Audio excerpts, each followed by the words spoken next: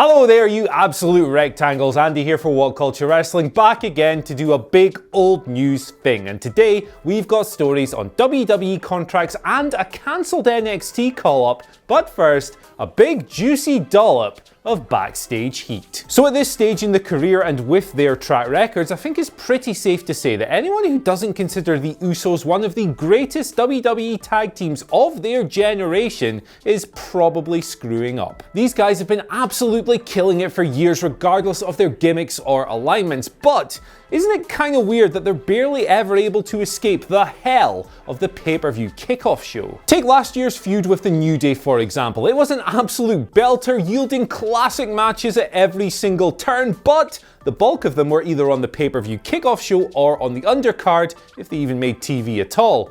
Well, Brad Shepard, a former WWE writer, seems to think he has the answer as to why this is. Talking on his podcast, Big Bad Brad recently claimed that he spoke to an inside source within WWE and specifically asked, who the hell did these guys piss off? Now, his source replied that he didn't know why the Usos had backstage heat, but he refused to rule it out, and that's critical. Now, at this stage, of course, it's all speculative, and you should definitely take this with a pinch of salt, but it is quite believable, because no matter how well Jimmy and Jay perform, they always seem to be lurking in the shadows. The Usos are barely even on SmackDown these days. I mean, yeah, they did captain the team at Survivor Series, but again, they were on the bloody kickoff show, and that match was so undermined, it didn't even count in the brand warfare total later in the night. But let's just hope this whole thing has been overblown and they're eventually able to recover to a position of prominence. They're bloody great, and we just want to see more of them. Story number 2, and this one comes from PW Insider's Mike Johnson,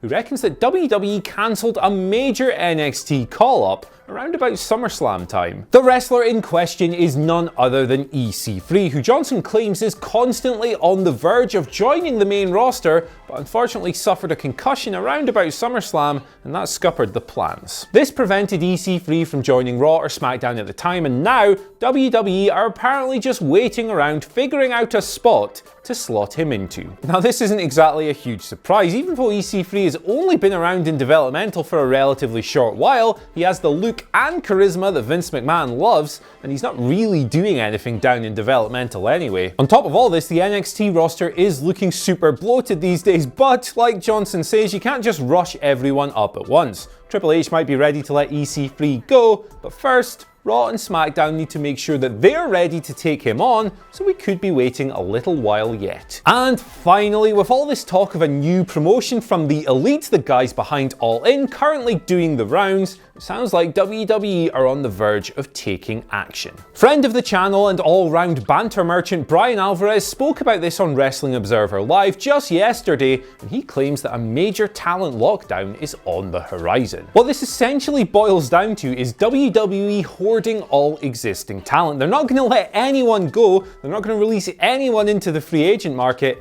and that means keeping hold of even guys that they may have considered releasing a couple of months ago. WWE would be doing this to limit the talent available to All Elite Wrestling if indeed that promotion does come to fruition. Now, to be fair, they're already pretty limited when you consider the sheer volume of wrestlers that are signed to like Ring of Honor, WWE of course, New Japan, Impact, and even promotions like MLW. It's a small talent pool and they really don't have a lot to work with. Now, of course, it's easy to see why WWE would want to do that. They don't want to give their competitors any kind of advantage, and if that means restricting them of talent, even though they're not going to do anything with those wrestlers themselves, they're probably going to do it. But like Alvarez points out, if this Elite promotion does happen, they face a huge uphill battle to establish themselves in the business regardless of their financial backing. Maybe we should all just calm down a little bit. Maybe just a little bit. Anyway guys, that's all for today, but be sure to let us know what you think of potential backstage heat on the Usos, EC3 potentially joining the main roster, and this story about WWE hoarding every single wrestler in the world just to stifle the Elite. Go ahead and tell us all about that down in the comment section below. And once you've done that, don't forget to like, share and subscribe, and once you've done that, take yourselves over to whatculture.com/WWE and read all manner of great articles from the likes of Jamie Kennedy, the smartest man on the internet, Benjamin Richardson, Michael Hamflett, and the wizard Michael Sidgwick. You'll have a great time. I've been Andy,